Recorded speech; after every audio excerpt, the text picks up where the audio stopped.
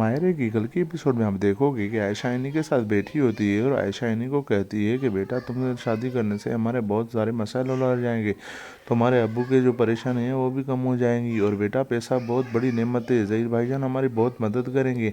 तो ऐसे में इन्हीं कहती है कि वाह, आप लोग अपनी मसाइल कम करने के लिए मेरी ज़िंदगी तबाह कर रहे हो, मेरी खुशियाँ तबाह और बर्बाद कर रहे हो। आयशा इन्हीं से कहती है कि तुम ये ना सोचो कि हम तुम्हारी ज़िंदगी ख़राब कर रहे हैं, तुम बस फ़ाखिर की मोहब्बत हासिल करने पर तवज्जो दो। तो ऐसे में इन्हीं आयशा से कहती है कि अम्मी आप लोग सोचो हम कैसे दोनों खुश रह पाएंगे, ना मैं उससे शादी करना चाहती हूँ ना वो मुझसे शादी करना चाहता है।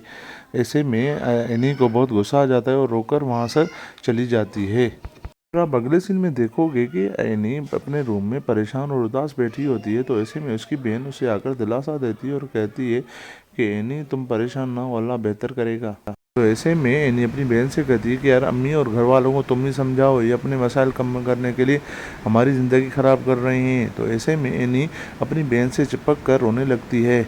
उधर आप देखोगे कि फ़ाखिर भी रिश्ते को लेकर बहुत परेशान और उदास बैठा होता है और अपने कमरे में चला जाता है। जब वहाँ पर बैठा होता है तो उसकी अम्मी आ जाती है और कहती है कि बेटा तुमने कल से कुछ नहीं खाया, तुम मुझे क्यों सज़ा दे रहे हो। तो ऐसे में फ़ाखिर अपनी अम्मी से कहता है, अम्मी आप ही अब्बू को समझाओ, हमारी ज़िंदगी आप क्यों ख़राब कर रहे हो, हमारी अब उम्र पढ़ने की है, शादी करने की नहीं है। ऐसे में समीना कहती है कि फ़ाखिर बस अब अल्लाह पर छोड़ दो, मैंने तुम्हारे लिए बहुत सी कोशिश की है पर आपके अबू समझने के लिए तैयार ही नहीं है। उधर आप अगले सीन में देखोगे कि ज़हीर और उसकी अम्मी बैठी होते हैं। तो ज़हीर उस अपनी अम्मी को कहता है कि अम्मी आप दुआ करो कि मैं अपने बेटे की खुशियाँ देख सकूं, क्योंकि मेरी ज़िंदगी पर अब कोई भरोसा नहीं रहा। तो ऐसे में ज़हीर के अम्मी से कहती है कि बेटा अल्लाह तुम्हें लंबी ज़िंदगी दे और सेहत दे, तुम परेशान क्यों हो रहे हो, तुम ज़रूर अपने बेटे की खुशियाँ देखोगे। आप देखोगे कि ज़हीर का बहनोई और उसकी बहन वहाँ पर आ जाते हैं। तो ऐसे में ज़हीर कहता है कि आ जाओ बैठो मेरे पास, खैरियत है और शादी की तैयारियां हो रही हैं। तो ऐसे में ज़हीर की बहन कहती है कि हाँ भाईजान, बस अब शादी खैर से हो जाए, और हम भी कह रहे थे कि जैसे ही शादी हो जाए तो हम भी अपने भाई ज़हीर से अपनी जायदाद में से हिस्सा मांग लें।